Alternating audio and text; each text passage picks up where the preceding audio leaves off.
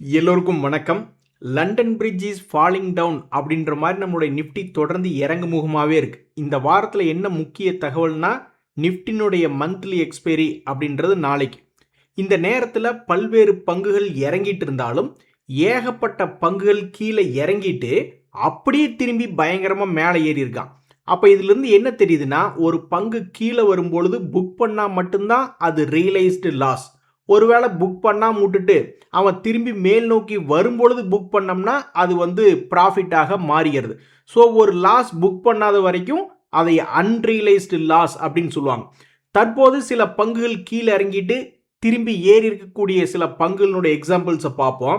இப்போ ஒரு உதாரணத்துக்கு பேடிஎம் அப்படின்ற ஷேர்னா அதுக்கு ஒரு காரணம் இருக்குது. அது லாஸ் மேக்கிங்லேருந்து ப்ராஃபிட் மேக்கிங்காக திரும்பிய ஒரு ஷேர். அப்போ இது போன்ற ஷேர்கள் லாஸ் மேக்கிங்லேருந்து ப்ராஃபிட் மேக்கிங் அப்படின்னு திரும்பும் பொழுது மார்க்கெட்டில் என்ன ஆகுது, அந்த ஸ்டாக் அப்படியே கீழிருந்து அப்படியே மேல் நோக்கி ஏற்றிருக்கிறதா இதனுடைய மெயின் காரணம். ஸோ வாரன் பஃபட் அவர்கள் இந்த பேடிஎம் அப்படின்ற ஷேரில் லாஸை புக் பண்ணிட்டு வெளியே போயிட்டார். இது 200 days மூவிங் ஆவரேஜ் கீழே 20%, 40%, 10%, 20%ன்னு இறங்கிய பங்கு தான் 200 days மூவிங் ஆவரேஜ் கீழே.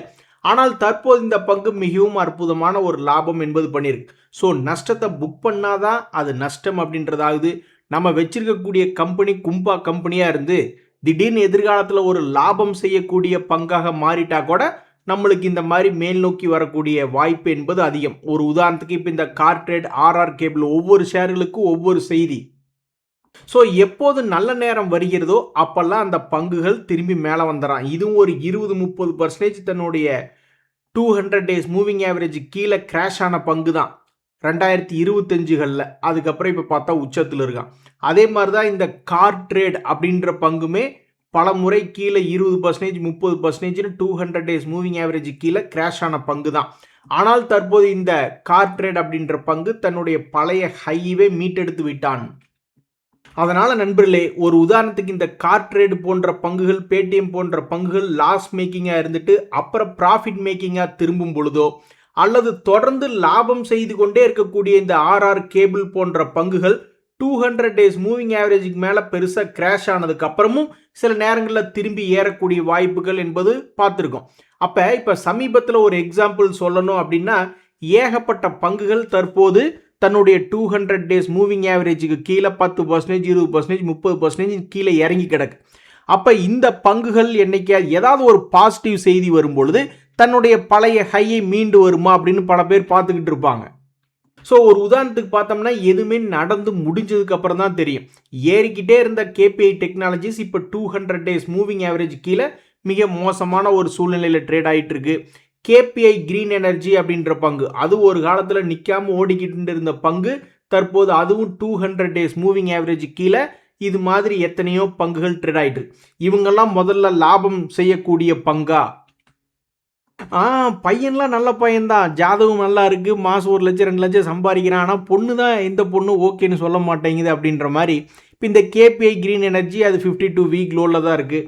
ஆனால் இப்போ வரைக்கும் அது ஒரு ப்ராஃபிட் செய்யும் கம்பெனியாக இருக்குது. கேஇசி இன்டர்நேஷ்னல் அப்படின்ற பங்குமே 52 வீக் லோ பக்கத்தில் சுற்றிக்கிட்டு இருக்குது. அதுவுமே லாபம் செய்து கொண்டு இருக்கக்கூடிய ஒரு பங்காக இருக்குது. விக்ரம் சோலார் அப்படின்ற பங்குமே தற்போது 52 வீக் லோவில் ஏதோ ஒரு காரணத்துக்காக ஏதோ ஒரு குரூப் எடுத்து வச்சுருக்காங்க. அந்த நேரத்தில் இந்த விக்ரம் சோலார் அப்படின்ற பங்கில் இன்னொரு செய்தி என்னென்னா, அதுவும் தொடர்ந்து லாபம் செய்யக்கூடிய பங்காக இருக்கிறது. கேபிஐ டெக்னாலஜிஸ் அப்படின்ற பங்குமே அதுலேயுமே ஏதோ பெரிய ஹெவி வால்யூம் என்பது நடந்திருக்கு. இருந்தாலும் 52 வீக் லோ பக்கத்திலே சுற்றிக்கிட்டு இருக்கு. அதுவும் ஒரு லாபம் செய்யக்கூடிய பங்காக இருக்குது. ஸோ இது போன்ற பங்குகளுக்கு என்னைக்கு விமோச்சனம் வரும் அப்படின்னு பல பேர் காத்துக்கிட்டு இருக்காங்க.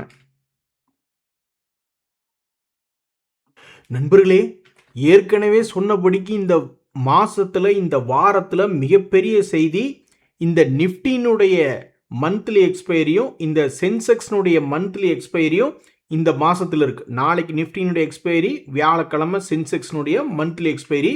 இது ரொம்ப ரொம்ப வாலட்டிலிட்டியான ஒரு நேரத்தில் நம்ம இருக்கோம்.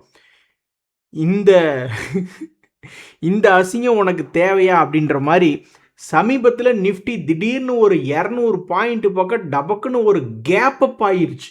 இது யாருமே எதிர்பார்க்காத ஒரு விஷயம். 18-20 நாளாக தொடர்ந்து இறங்கு முகமாகவே இருந்த நிஃப்டி திடீர்னு கேப் அப் ஆகி ஒரு 200 பாயிண்ட் பக்கம் மேல் நோக்கி ஏறிவிட்டது. இப்போ இவன் கீது இந்த கேப்பை ஃபில் பண்ணுறேன் அப்படின்னு சொல்லிட்டு இறங்கினாவே 200 பாயிண்ட் இறங்கி மறுபடியும் 23,900 24,000ன்னு போக வேண்டிய ஒரு சூழ்நிலை. ஸோ இந்த பங்கு கேப் டவுனை ஃபில் பண்ணுறதுக்காக அடுத்து வரக்கூடிய மந்த்லி எக்ஸ்பைரி டேட்ஸில் சும்மா டச் பண்ணி பார்ப்போம் அப்படின்னு கீழே விழுந்தானாவே நம்மளுக்கு மிகப்பெரிய ஒரு தலைவலி கொண்டு வரக்கூடிய ஒரு விஷயமாகவும், அல்லது இந்த எக்ஸ்பைரியை பொறுத்து இன்னும் கொஞ்சம் மேலே போவோம் அப்படின்னு மேலே போயிட்டான்னு வச்சிங்களேன், ஒரு 200 பாயிண்ட் ஏறிட்டா ஒரு இன்பமாகவும், ஸோ துன்பமா இன்பமா இந்த மாதம் முடியும் பொழுது அப்படின்னு ஒரு மிகப்பெரிய ஒரு சுவாரஸ்யமான சம்பவம் நடக்கிறதுக்காக நம்ம வெயிட்டிங். எனக்கெல்லாம் அவன் 200 பாயிண்ட் மேலே ஏறினா தான் இன்பம் வரும். 200 பாயிண்ட் கீழே இறங்கினான்னா அட போயா கும்பா குட்டின்ட்டு எந்திரிச்சு போக வேண்டியதுதான். வேறு என்ன ஸ்டாக் மார்க்கெட்டில் முக்கியமான தகவல் அப்படின்னு பார்த்தீங்கன்னா, இந்த டிவிஎஸ் சப்ளை செயின் மார்க்கெட்டே ரொம்ப வீக்காக இருக்குது. நம்ம போய் போர்ட்ஃபோலியோ ஓப்பன் பண்ணி பார்க்குறோம், யாருமே சிரித்து பேச மாட்டேன்றாங்க. எல்லாம் ரொம்பவுமே மார்க்கெட் ஃப்ளாட்டாக இருக்குது, போர்ட்ஃபோலியோவும் ஃப்ளாட்டாக இருக்குது. அஃப்கோர்ஸ் மார்க்கெட் கொஞ்சம் இறங்கியிருக்கு, ஆனால் போர்ட்ஃபோலியோ அந்தளவுக்கு இறங்கலை. பட் இருந்தாலும் சந்தோஷமாக எந்த ஷேர்களுமே சிரித்து பேசுகிற மாதிரி இல்லை. அப்படின்னாலும் இன்றைக்கி இந்த மார்க்கெட்டில் 14% ஏறிய முக்கிய பங்குகளில் இந்த டிவிஎஸ் சப்ளை செயின் சொல்யூஷன்ஸ் அப்படின்ற ஷேர் இருக்குது. இந்த டிவிஎஸ் சப்ளை செயின் சொல்யூஷன்ஸ் ஒரு காலத்தில் தன்னுடைய உச்சியிலிருந்து 60% பக்கமெல்லாம் இறங்கிய பங்கு தான். தன்னுடைய 200 டேஸ் மூவிங் ஆவரேஜிலிருந்து ரொம்ப மோசமாக ஒரு 30%, 25%லாம் இறங்கிய பங்கு தான். இன்னைக்கு ஓரளவுக்கு மேல் நோக்கி ஏறி இருக்கு அப்படின்னா அதுக்கு பின்னாடி யார் இருக்காங்கன்னா, இது ஒரு காலத்தில் கும்பா கம்பெனியாக இருந்தது. அதாவது லாஸ் மேக்கிங்னு ரிசல்ட் கொடுத்துட்டு தற்போது தன்னுடைய லாபத்தை ஒரு மாதிரி ரெகுலரைஸ் பண்ணியிருக்கு. இப்போ சமீபத்தில் பார்த்தீங்கன்னா 10 கோடிக்கு மேலே எல்லாம் அதனால் அசால்ட்டாக தொடர்ந்து 4 குவார்ட்டராக லாபம் என்பது தர முடிஞ்சிருக்கு. இந்த ஒரு காரணத்தினாலே தற்போது இந்த டிவிஎஸ் எஸ்சிஎஸ் அப்படின்ற பங்கு கிட்டத்தட்ட தன்னுடைய உச்சியிலிருந்து 60% கீழ் நோக்கி விழுந்த பங்கு தற்போது 200 டேஸ் மூவிங் ஆவரேஜுக்கு மேலே ட்ரேட் ஆகிட்டு இருக்கு. அதாவது ஸ்டாக் மார்க்கெட்டில் சொல்கிறாங்க இல்லைங்க பார்த்தீங்களா, நீங்கள் லாஸை புக் பண்ணாத வரைக்கும் அது வந்து ஒரு பேப்பர் லாஸ், அன்ரியலைஸ்டு லாஸ் அப்படின்றதான் அர்த்தம். ஒருவேளை நீங்கள் வச்சிருக்கக்கூடிய பங்கு துரதிர்ஷ்டமாக கீழே கிடக்கக்கூடிய பங்கு திடீர்னு ஏதாவது ஒரு காரணத்தினால அது தொடர்ந்து லாபம் செய்யக்கூடிய பங்கு அல்லது நஷ்டத்திலிருந்து லாபத்துக்கு திரும்பிய பங்கு அப்படின்னு ஏதாவது ஒரு நியூஸை வச்சுக்கிட்டு மேலே வந்து தன்னுடைய பழைய கைக்கு வந்துட்டான்னா அது வந்து அன்ரியலைஸ்டு லாஸ் வந்து மறுபடியும் ரியலைஸ்டு ப்ராஃபிட்டுக்கு போயிடும் அப்படின்றதான் இதனுடைய தத்துவம். இந்த டிவிஎஸ் எஸ்சிஎஸ் ஷேர் வச்சுருக்கவங்க நினைப்பாங்க, நீ தத்துவம் சொல்கிறதுக்கு இந்த ஷேர் தான் கிடச்சிதா, அவனே 2-3 வருஷம் கழிச்சு இப்போ தான் ஒரு 14% ஏறி இருக்கான், உடனே உதாரணத்துக்கு எடுத்து வச்சு கொந்துக்குவீங்க அப்படின்ற மாதிரி அவங்க நினைப்பாங்க. எனிவே 2023க்கு பிறகு சந்தோஷம் என்னைக்கு வந்தது இந்த டிவிஎஸ் சப்ளை செயின் ஷேர் வச்சிருக்கிறவங்களுக்கு அப்படின்னா இன்றைய தேதியில் வந்திருக்கு. ஏன்னா 14% ஏறுவது ஒரு நாளையில் சாதாரண விஷயமே கிடையாது. அடுத்த முக்கியமான செய்தி, பாலு ஃபோர்ஜ் அப்படின்ற ஷேர் 12% ஏறி இருக்கு. இவங்களை பற்றி பேசினா நிறைய விஷயங்களை பேசணும். நேட்டோ படைகளுக்கே இவங்க டிஃபென்ஸ் ரிலேட்டடான ப்ராடக்ட்ஸ் கொடுக்கக்கூடிய கெப்பாசிட்டி சம்மந்தப்பட்ட நியூஸ் எல்லாம் இந்த பாலு ஃபோர்ஜில் இருக்குது. அதே மாதிரி இந்த பாலு ஃபோர்ஜை பற்றி பேசினோம்னா உடனே நம்ம இந்த ராமகிருஷ்ணா ஃபோர்ஜிங்ஸ் பற்றியும் பேசணும். ஒரு காலத்தில் என்ன பண்ணிட்டாங்க, இந்த ஆர்கே ஃபோர்ஜிங்ஸ் என்பது நல்லபடியாக அது பாட்டுக்கு நல்லா சம்பாரிச்சு கொடுத்துக்கிட்டு இருந்த ஒரு பங்கு ஆர்கே ஃபோர்ஜிங்ஸ். திடீர்னு என்ன பண்ணிட்டாங்க, கிணத்தை காணோம் அப்படின்ற மாதிரி நாங்கள் போய் மேன்யூலாக செக் பண்ணோம், எங்கள் இன்வென்ட்ரிஸில் கொஞ்சம் மிஸ்ஸிங் இருக்குது அப்படின்ற மாதிரி டக்குன்னு ஒரு விஷயத்தை ஃபைல் பண்ணாங்க. அது எப்போ 2025 ஏப்ரல் மாத சமயத்தில். அப்போ கிராஷ் ஆன இந்த ஆர்கே ஃபோர்ஜ் அப்படின்ற பங்கு தொடர்ந்து கீழே இறங்கி இதுவுமே 200 டேஸ் மூவிங் ஆவரேஜ் கீழே 30%, 25%லாம் அப்பப்போ கிராஷ் ஆகிய பங்கு தான் இது. ஸோ நம்ம ஏற்கனவே பார்த்த மாதிரி நம்ம எதையும் லாஸை புக் பண்ணாத சமயத்தில் அந்த பங்கு வந்து லாபம் செய்யக்கூடிய பங்காக இருக்கக்கூடிய சமயத்தில் திடீர்னு அல்லது நஷ்டம் செஞ்சுக்கிட்டே இருந்துட்டு திடீர்னு லாபத்துக்கு திரும்புகிறான் அப்படின்ற மாதிரி பங்குகள் வந்து திடீர்னு மேலே போகிறான் அப்படின்ற மாதிரி நம்ம பேசிக்கிட்டு இருந்தோம். அப்படித்தான் இந்த ராமகிருஷ்ணா ஃபோர்ஜிங்ஸ் அப்படின்ற ஷேர் பல பேர்த்துக்கு அன்ரியலைஸ்டு லாஸ் என்பது மிகப்பெரிய ஒரு கும்பா குட்டியாக பண்ணி வச்சுருந்தாங்க. 1000 ரூபாய் எங்கே, 400 ரூபாய் எங்கே. அப்போ மறுபடியும் 400 ரூபாயிலிருந்து தற்போது 738 வந்தால் ட்ரேட் ஆகிட்டு இருக்கு. சரி, இப்போ மறுபடியும் பாலு ஃபோர்ஜுக்கே வருவோம். ஸோ இந்த பாலு ஃபோர்ஜுமே அந்த பங்குல வந்த அந்த பேட் நியூஸ் சமயத்தில் பாவம் இவனையும் போட்டு அடித்தாங்க. இதுவும் வந்து 200 டேஸ் மூவிங் ஆவரேஜ் கீழே 20%, 30%ன்னு கிராஷ் ஆன ஒரு பங்கு தான் பாலு ஃபோர்ஜ். அதே மாதிரி இந்த பாலு ஃபோர்ஜுமே தொடர்ந்து லாபம் செய்து கொண்டிருக்கக்கூடிய ஒரு பங்காகவே இருந்துகிட்டு இருந்தது. அதனால டைம் பார்த்து காத்துக்கிட்டே இருந்தாங்க. டக்குன்னு ஒரு சமயத்தில் இந்த பங்கை தூக்கி விட்டுருக்காங்க.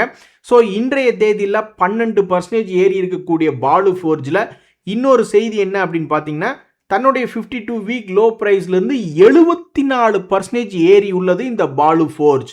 அதே மாதிரி கிணத்த காணம் அப்படின்ற மாதிரி இந்த இன்வென்ட்ரியில் கொஞ்சம் மிஸ்மேட்ச் இருக்குன்னு சொல்லியிருந்த இந்த ஆர்கே ஃபோர்ஜ் அதுவும் லாஸ் மேக்கிங்லேருந்து ப்ராஃபிட் மேக்கிங்காக திரும்பிய ஒரு பங்கு, அதுவும் 63% என்பது ஏறி உள்ளது. ஸோ பேட் நியூஸை அப்சர்வ் பண்ணுறதுக்கு 2 வருடத்துக்கு பக்கம் டைம் ஆகுது அப்படின்றதும் ஒரு உதாரணம். உங்கள் ஸ்டாக்ஸ் ஏதாவது 2-3 வருஷமாக இன்னும் நஷ்டத்திலே இருக்கீங்களா?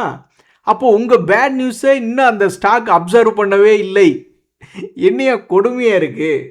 ஒருவேளை நாம் வச்சிருக்கிறதா அந்த ஷேருக்கு பேட் நியூஸோ, அதை தான் அவனால் அப்சர்வ் பண்ணாமல் தவிச்சுக்கிட்டு இருக்கானா ஒன்றுமே புரியல. ஏன்னா சில நண்பர்கள் கமெண்ட் போடுவாங்க, நேற்று தான் தம்பி விற்றேன், இன்றைக்கி பார்த்தா 5-10% ஏறி இருக்கான். அப்போ ஒருவேளை நம்ம வச்சிருந்தது தான் பேட் நியூஸா? அட கடவுளே, நம்ம எந்த உலகத்தில் இருக்கோம்?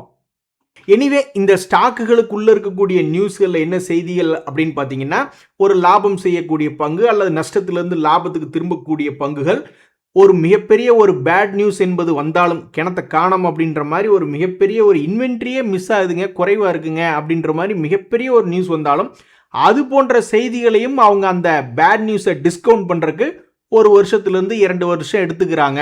அந்த பேட் நியூஸே நினச்சிக்கிட்டு கீழேயே போய் மண்ணுக்குள்ளே சொருகிறது இல்லை அப்படின்றதான் நாம் இப்போ இந்த செய்தியில் உணர்கிறோம்.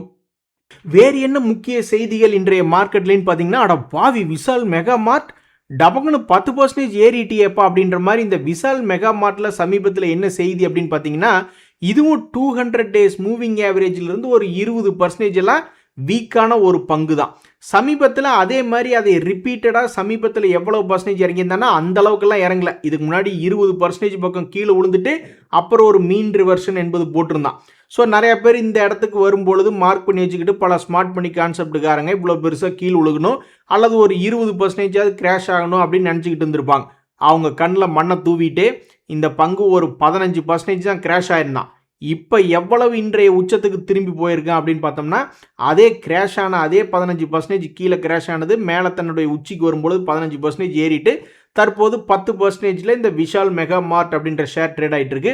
இதுலேயும் என்ன செய்தி விஷால் மெகா மார்ட்டில் அப்படின்னு பார்த்தீங்கன்னா, இந்த பங்குமே லாஸ் மேக்கிங்காக இருந்தப்ப நிறைய பேர்த்துக்கு அது வந்து அன்ரியலைஸ்டு லாஸ் தான். அந்த லாஸை புக் பண்ணியிருந்தா தானே லாஸ். ஒருவேளை புக் பண்ணாமல் இருந்திருந்தா கூட தற்போது ஓரளவுக்கு லாஸ் ரெக்கவரி ஆயிருக்கும் அப்படின்ற ஒரு செய்தி இந்த விஷால் மெகா மார்ட் அப்படின்றதுல இருக்கு. இந்த விஷால் மெகா மார்ட் அப்படின்ற பங்குமே ஒரு லாபம் பண்ணக்கூடிய ஒரு ஷேர் தான். இந்த ஒரு காரணத்தினால தான் அவனை கீழே போயிருந்தாலும் 200 டேஸ் மூவிங் ஆவரேஜ் கீழே கிராஷ் ஆகி போனாலும் அவனை காதோட பிடிச்சி அப்பப்போ மேல் நோக்கி எடுத்துகிட்டு வர்றாங்க. அது எந்த டைமில் பண்ணுறாங்கன்றதான் யாருனாலையும் கண்டுபிடிக்க முடியல. இன்னைக்கு பெருசாக கீழே விழுந்த ஷேர்கள் அப்படின்ற ஒரு சைடில் இந்த பிஎல்எஸ் இன்டர்நேஷ்னல் அப்படின்றது மட்டும்தான் இருக்குது. இது வந்து குருவி கோரும் பொழுது பனங்காய் விழுந்ததோ அல்லது பனங்காய் கீழே விழுகிற நேரமாக பார்த்து குருவி விழுந்ததோ அப்படின்றதுல யாருக்கும் தெரியாது. பட் டெக்னிக்கல் ஃபாலோ பண்ணக்கூடிய என்ன மாதிரி பல்வேறு ட்ரேடர்கள் என்ன யோசிப்பாங்க அப்படின்னா, this is the power of 200 days moving average resistance அப்படின்ற மாதிரி இந்த பங்கு தன்னுடைய 200 டேஸ் மூவிங் ஆவரேஜை எப்படி டச் பண்ணோன்னே முதல்ல ஒரு தடவை அவனை ரிஜெக்ட் பண்ணி கீழே அனுப்பிச்சிருக்காங்க பார்த்தீங்களா.